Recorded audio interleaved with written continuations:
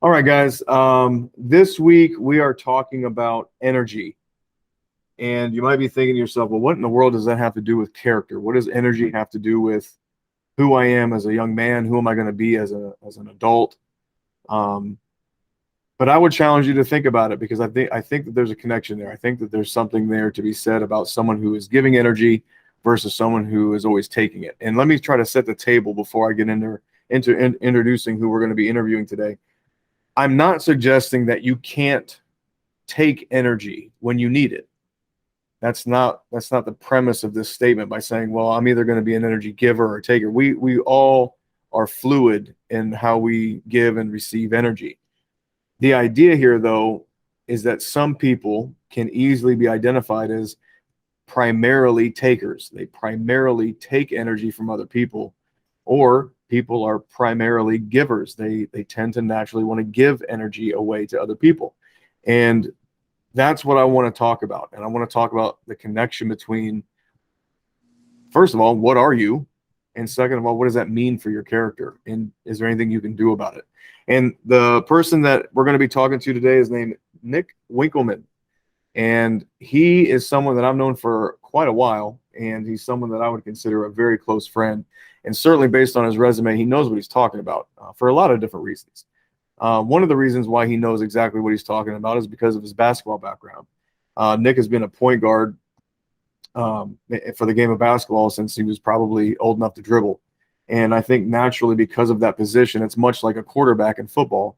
They kind of have to know everything that's going on, not just X's and O's on the court, but they also have to know their teammates. They have to know their personalities. That he, as being the person who's running the offense and kind of quarterbacking the defense, he's got to know who's in what position and how to help them be successful. So part of that is identifying, is this someone who's going to need a whole lot of my energy, or can I rely on them to give it?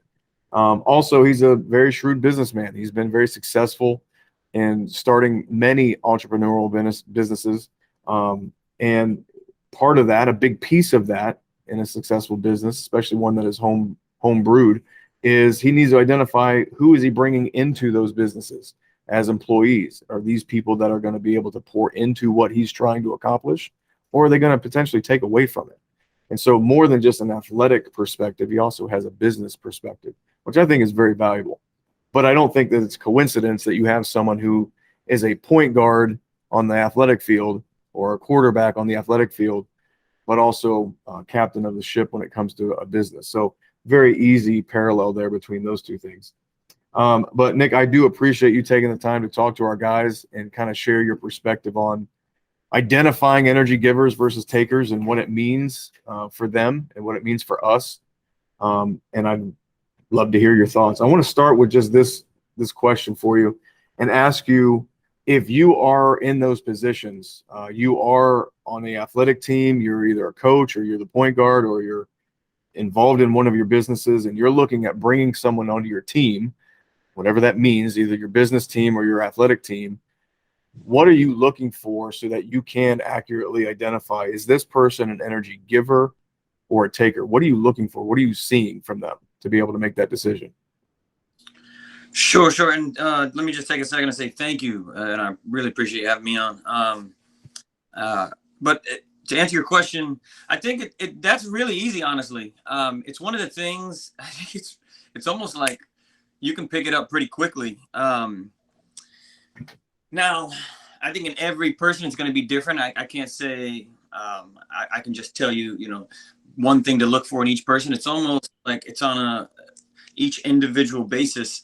But it starts really, really, really right off the bat. How does someone look? How do they present themselves? And my kind of with some of the stuff I do in athletics, I always tuck my shirt in. For me, it seems like I'm more put together than the next person. It's funny. I've had people come in and there'll be 4 or 5 guys standing around and they'll come talk to me. And out of curiosity, sometimes I ask, like, why'd you pick me? There's 5 of us standing here. It's like, I don't know. You look like you're official. And Right. like my shirt was tucked in.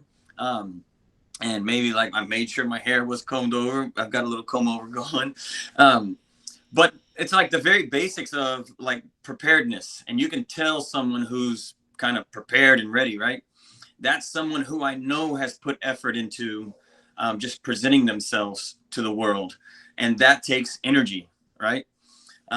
Rather than being like a slumped over in shoulders, your hair's not done, you're not presenting yourself well to the world, or you're just not really put together. I think that's the easiest way right off the bat. And then you like the first few the first few words you might have with somebody. I think it's almost like in that first, interaction, are they giving or taking? I think it's something you can pick up really quickly. And not to say like I pride myself on knowing those things, but I think I'm pretty good about like finding that attribute, like the energy attribute in somebody right off the bat. Okay. So maybe that's great as far as like we talked about details with Coach Deere, as you know, and I just think about that is how you're kind of presenting yourself, as you would say. That first impression may have a lot to do with kind of the stigma that you've now given yourself. And maybe that's not always fair, and we can agree on that, but it's still true. Yeah, whether or not it's fair. No, it's not fair. I need the unfair advantage and everything. And I'm going to try to take the unfair advantage. Sure. And if you're one of those, if you find yourself on the opposite end of that stick and it's like, well, this person never even got to know me. Well, you may not have another opportunity. We talk about, open tryouts and going and playing the game of basketball, and you may only have that coach's attention for 5 minutes. And if that was the 5 minutes that you chose to take the plays off, you may have just missed your scholarship, and rightfully so. You could say, well, he missed out on me, and that might be true too, but there's so many other guys that aren't going to take those plays off, and they don't have to live with that regret. So those details, they matter. So that's good. And so what do you think is the result? If you are someone who tends to kind of get put into that position where I'm an energy taker, I don't present myself in the first 10, 15 minutes of meeting someone as being an energy giver. I look as I'm now a taker. What are the consequences of that? What does that mean? Does it mean anything? Like, the question could be simply asked, who cares? Who cares if I'm an energy taker or not? What difference does it make? So what are the consequences? Well, Coach, it's funny that you chose me for this to interview about this type of question, because I have my own personal measure of success, right? I think we all should. I think it's something we should all find out, like what our own personal measure of success is, rather than what like the world deems successful. And one of my personal measures of success, and I'll tell you, my hierarchy is like my relationship with God, my relationship with my wife. My third one is, in all of the relationships I'm in, am I giving or taking energy? That's my personal measure of success. And I know when I go to bed at night, I'm successful right now if I'm giving. It's kind of, and like you said before, it's kind of like my natural thing. It's funny, even in my family, I've got a really big family. If I'm not the guy, the go-to guy, it's almost like, well, Nick, is everything okay? It's like, if I'm not on, man, people will notice. So I make sure I'm on in all of my relationships. But if I'm going to like really get down to answer your question, man, if I'm being honest, I think you may be able to find success being an energy taker, right? But being an energy giver, it's so much easier to find success. It's almost like the relationships I'm in, if I'm giving, and even the relationships I'm not in, I just met somebody. If I'm giving, I've always found this to be true. Doors open up.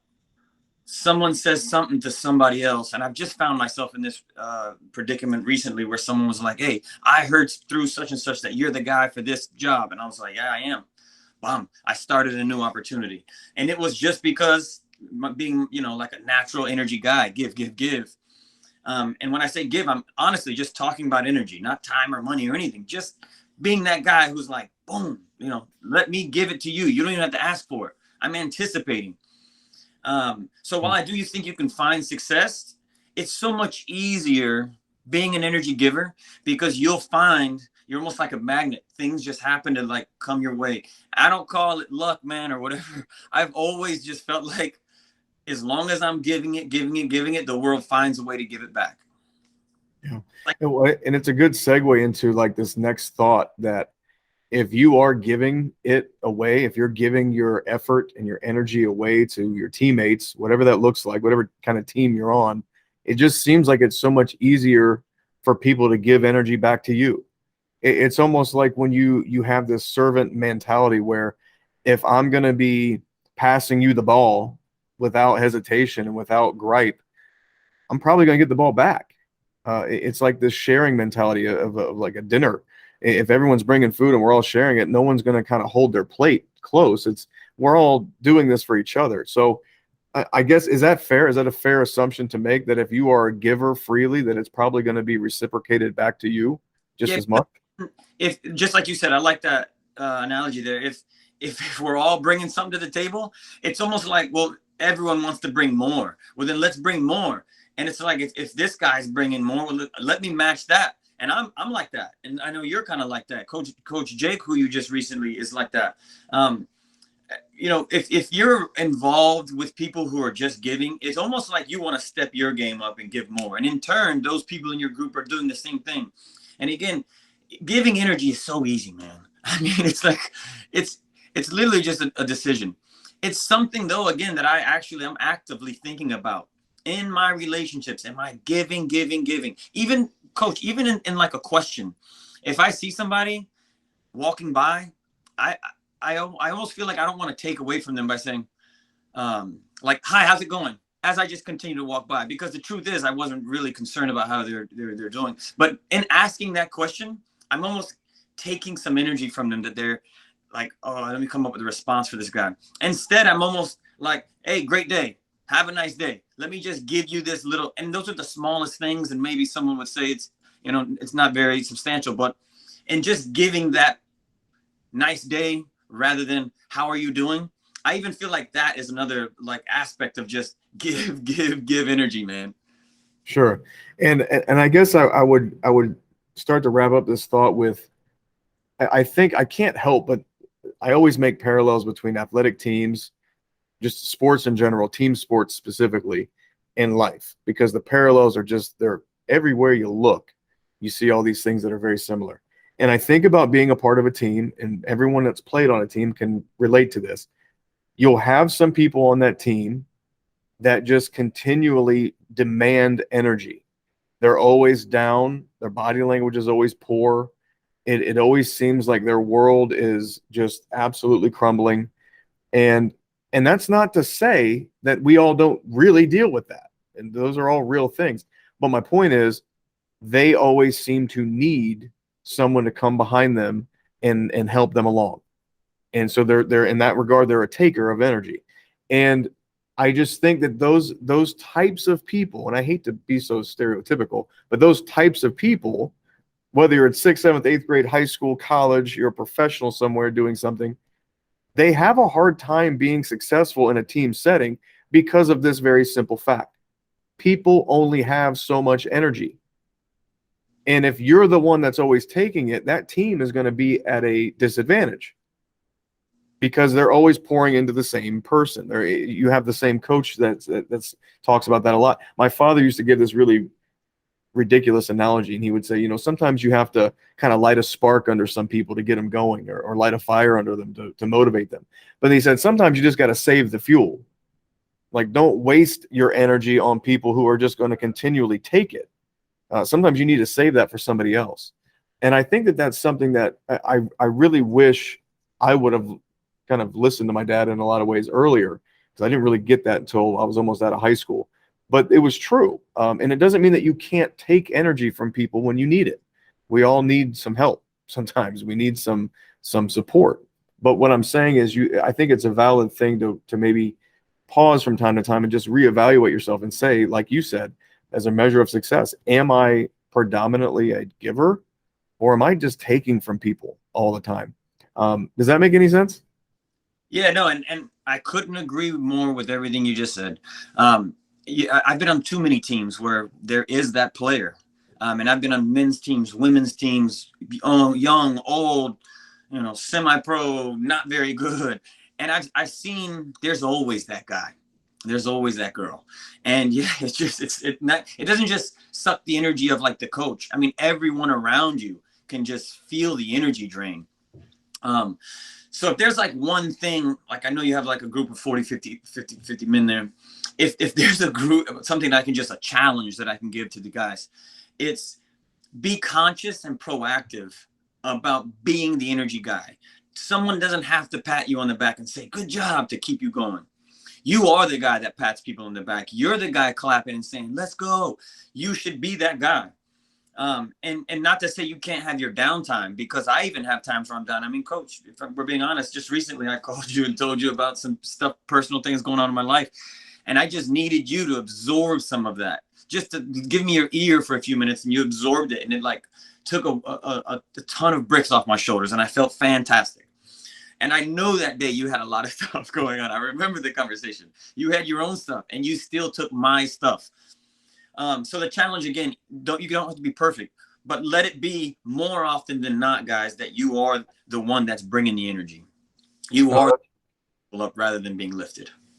Yeah, that's excellent. And I can't stress it enough. I think sometimes we get us, sports people, we get kind of this pigeonhole that, well, everything that we talk about is always sports. And I've tried to establish the parallels between a very small piece of my life, which was basketball, and now what is my life and my life in general. They're everywhere. Like so many things that I was able to learn about how to navigate through life and how to be a teammate, how to work with a group, was because of that. And we're not just talking about patting someone on the back on the athletic field. We're not just talking about sports. We're talking about, for you guys, at home, in your family, that team, your home team, so to speak, brothers, sisters, mom, dad, aunts, uncles, grandma, grandpa. Are you doing that? Are you being the energy giver as much as you can in those settings? And at school, are you being the energy giver or taker with teachers, with your peers, friends? And I think it's a very real, good, quality challenge that Nik is presenting for us, and for us all, not just for you guys, but for everybody. So, Nik, I want to say thank you. I know because of all the businesses that you got, you are a very busy man, and I appreciate you taking the time to speak to our guys. I truly appreciate you. I appreciate your friendship. I appreciate you being a teammate, and I will take that to heart. I'm definitely going to try to make sure I'm evaluating whether or not I'm giving or taking energy. Thank you for your time, man. Appreciate you. No, Coach. Thank you again so much for having me, man. And no, you're right. I do have a lot of things going on. I'll hit this hang up button and I'm going to sprint out of here. But if there's something I can leave you with and leave your guys, man, about the energy, it's like, let's go. Be that guy. Love it, man. Thank you, sir.